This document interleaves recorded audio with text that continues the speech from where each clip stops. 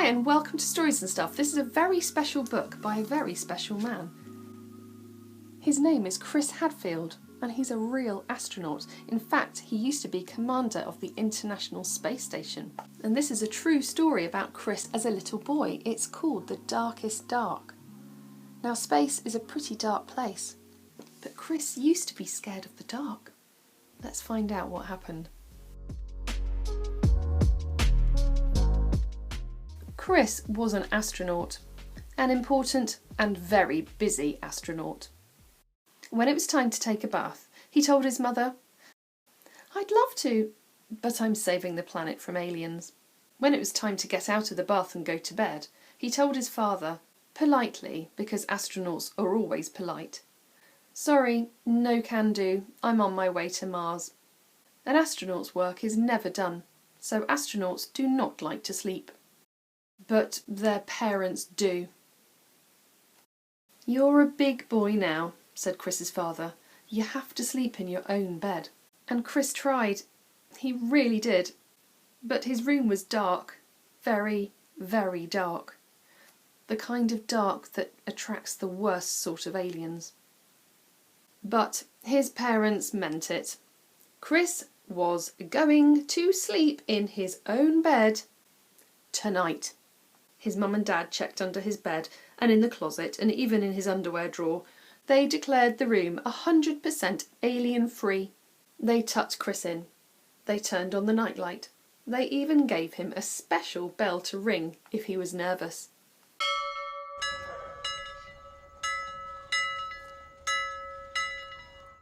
They took away the bell. And then his father said something that worried Chris even more than the dark did. "One more peep, young man, and I'm afraid we'll all be too tired to go next door tomorrow." But tomorrow would be a special day. A very special day. Chris had to go next door. His life pretty much depended on it. So Chris stayed in his own bed, without a peep. It took a long time to fall asleep, but when he did, he had his favourite dream. He flew his spaceship all the way to the moon. The next day seemed to last forever, but finally, when the moon was shining over the lake and the summer wind was ruffling the leaves of the trees, Chris ran next door. The house was already full of people, all gathered around the TV. The only TV in the whole island. Chris found a spot where he could see through the crowd, and what he saw was astronauts. Real, live astronauts. On the actual faraway moon. They were wearing puffy white suits and jumping for joy, jumping so high because there was so much less gravity there. The grown-ups huddled around the TV were amazed. Their whole lives long they'd never expected to see this sight. Even Chris, who had been to the moon the night before, was amazed. He'd never really noticed how dark it was there. Outer space was the darkest dark ever.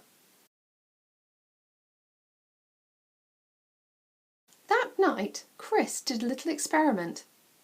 He turned off all the lights in his room, even the night light. It was still dark, very, very dark, and there were still shadows that looked a little, well, alien. Nothing had changed, but Chris had changed. He'd seen that the darkness of the universe was so much bigger and deeper than the darkness in his room. But he was not afraid. He wanted to explore every corner of the night sky. For the first time, Chris could see the power and mystery and velvety black beauty of the dark. And he realised you're never really alone there. Your dreams are always with you, just waiting. Big dreams about the kind of person you want to be.